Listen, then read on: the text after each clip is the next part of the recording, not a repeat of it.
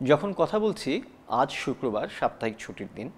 এবং সাপ্তাহিক ছুটির দিনে যেটা হয় ঢাকা শহরে, যান চলাচল অনেকটাই কম থাকে, কলকারখানাও অনেকগুলো বন্ধ থাকে।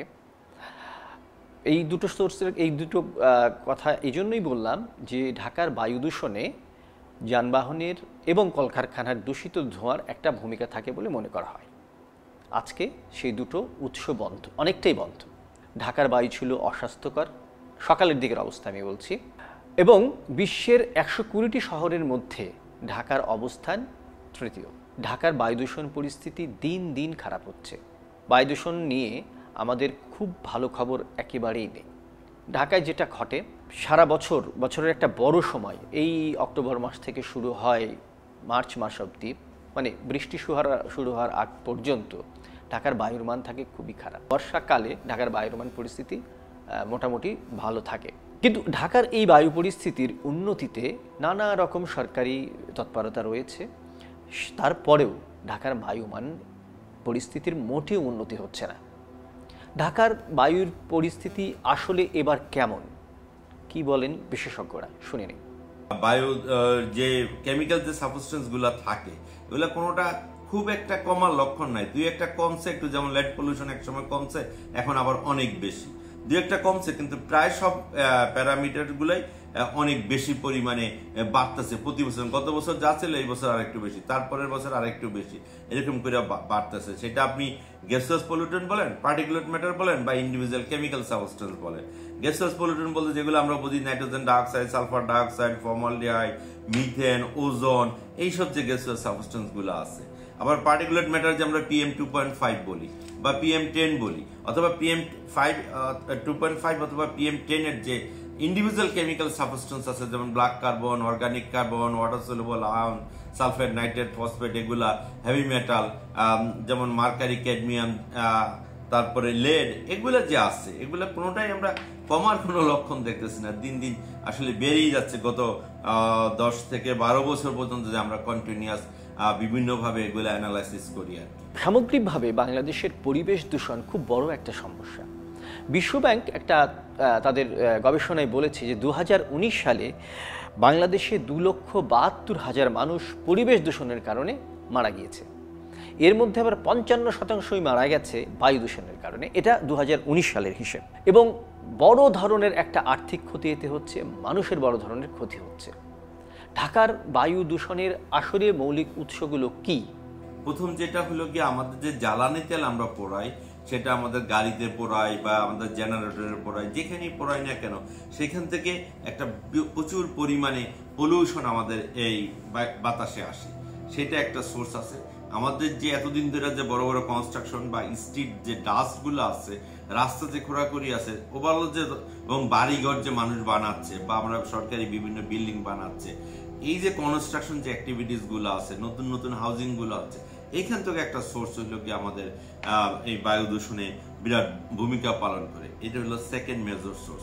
থার্ড মেজর সোর্স হলো কি, আমাদের দেশে এখনো মানুষ অনেক রান্না বাড়া করে হইলো খুব অল্প একটু জায়গার মধ্যে, এবং নট মানে ওয়েল ভেন্টিলেটেড স্পেসে।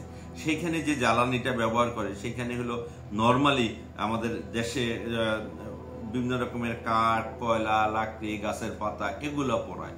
সেখান থেকে একটা পলিউশন বোথ ইনডোরেও হয় এবং যেটা আলটিমেটলি আউটডোরে এক্সপোজার হয়। আমাদের যে গার্বেজ আছে, গার্বেজ যে বার্নিং করা হয়, দেখবেন সব গার্বেজ কিন্তু বার্নিংটা এখানে নিষিদ্ধ। তারপরও শীতকালে যেমন কোনো কোনো জায়গায় প্রচুর পরিমাণে পাতা, ওইটা সেটা সব একত্রিত করে আগুন লাগায় দেয়। এটা সরকারি পর্যায়ে হয়, এটা বেসরকারি পর্যায়ে হয়। ঢাকার বায়ু দূষণ রোধে, বায়ু দূষণের এই পরিস্থিতি থেকে উত্তরণে আমরা দীর্ঘকাল থেকে নানা ধরনের প্রকল্পের কথা শুনছি, নানা উদ্যোগের কথা শুনছি, কিন্তু আসলে সেই অর্থে তেমন কোনো বড় ধরনের পরিবর্তন, তেমন কোনো ইতিবাচক সফলতা কিন্তু আসেনি। এই পরিবেশ পরিস্থিতিতে আসলে কেন হচ্ছে, কেন আমরা ব্যর্থ হচ্ছি?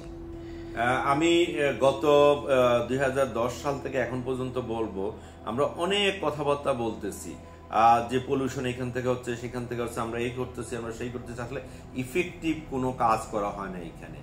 আমরা কোনো কিছু হইলেই বলি যে ব্রিকফিল্ড নামে একটা ইন্ডাস্ট্রি আমাদের এখানে আছে, তার দোষ দিয়ে যে ব্রিকফিল্ড আমরা বন্ধ করছি, ব্রিকফিল্ড থেকে পলিউশন আসে। আসলে এইটা বললে আমাদের যে অন্যান্য সোর্সগুলো আছে তাদেরকে আমরা হাইড করতেছি এবং ইফেক্টিভ কাজ আমরা করতেছি না।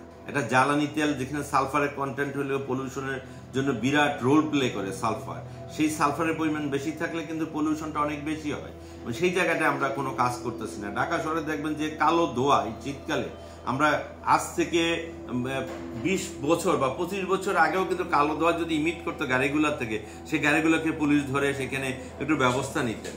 এবং আমি এখন পর্যন্ত দেখি না এগুলোর বিষয়ে কোনো কথা বলতেছে। এরকম 2000 গাড়ি যদি বা 200 গাড়ি ঢাকা শহরে কন্টিনিউয়াস কালো ধোঁয়া বের করতে থাকে, তাইলে আমাদের এমনি পলিউটেড, তার উপরে এরকম পলিউশন আসতেছে। অনেক বছর ধরে বলতেছি রাস্তা ঘোরাঘুরি করে, সেটার মধ্যে একটা কোঅর্ডিনেশন দরকার বিভিন্ন সরকারি এজেন্সিগুলোর মধ্যে।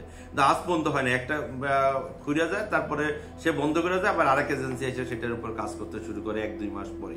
তো কোনো জায়গায়, এবং প্রতি বছরই আমরা এইসব কথাগুলো বলতে থাকি, কিন্তু কোনো জায়গায় ঠিক মতো কাজ করা হয় না। বায়ু দূষণ আমাদের সামগ্রিকভাবে মানুষের জীবন, মানুষের কর্ম, এমনকি দেশের অর্থনীতিতে খুব বড় ধরনের প্রভাব ফেলছে, খুবই নেতিবাচক প্রভাব ফেলছে। সেটা আমরা বিভিন্ন গবেষণায় দেখেছি। আমরা প্রতিনিয়ত টের পাচ্ছি মানুষের নানা ধরনের অসুখ, নানা ধরনের সমস্যার কারণ। কিন্তু এই পরিস্থিতি উত্তরণে আমরা জানলাম যে এখনো পর্যন্ত আসলে কার্যকর কোনো পদক্ষেপ নেওয়া হয়নি। আমরা যদি একটি সুস্থ জনগোষ্ঠী চাই এবং আগামী প্রজন্মকে যদি সুস্থভাবে গড়ে তুলতে চাই, তাহলে বায়ু দূষণ পরিস্থিতিকে অবশ্যই নিয়ন্ত্রণে আনতে হবে এবং এজন্য সরকারের পাশাপাশি বেসরকারি নানা উদ্যোগের প্রয়োজন রয়েছে। কিন্তু সবচেয়ে বেশি দরকার হচ্ছে যে একটি সুনির্দিষ্ট লক্ষ্যমাত্রা নির্ধারণ করা, সঠিকভাবে যে কার্যক্রমগুলো নেওয়া হচ্ছে তা পালন করা।